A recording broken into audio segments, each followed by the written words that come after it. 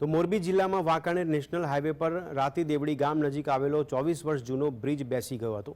બ્રિજનો વચ્ચેનો હિસ્સો બેસી જતા વાહન વ્યવહાર બંધ કરવામાં આવ્યો હતો। આ સ્થિતિના કારણે સ્થાનિક લોકોને ઔદ્યોગિક એકમોમાં માલ સામાન લાવવા માટે 20 કિલોમીટર લાંબા ધક્કા ખાવા પડશે। જડેશ્વર તરફના 7 થી 8 ગામના લોકોને રોજગારી માટે શહેરમાં જવું પડે છે। અને આ કામ તો જોકે એ વખતે બહુ સારું જ કર્યું હતું અને લોખંડ ને સિમેન્ટથી જે કાંઈ કામ થતું હતું રોજે રોજના કામના રિપોર્ટ તેમજ એના બોક્સ બનાવી ચેમ્પલ રોજે રોજના મોકલી આપતા સરકારમાં, જેથી કામ હલકું થાય એવી કોઈ શક્યતા જ નથી। આ તો સમય અનુસાર આ થયું છે, એમાં હવે કોઈ કાંઈ કહી ન શકે।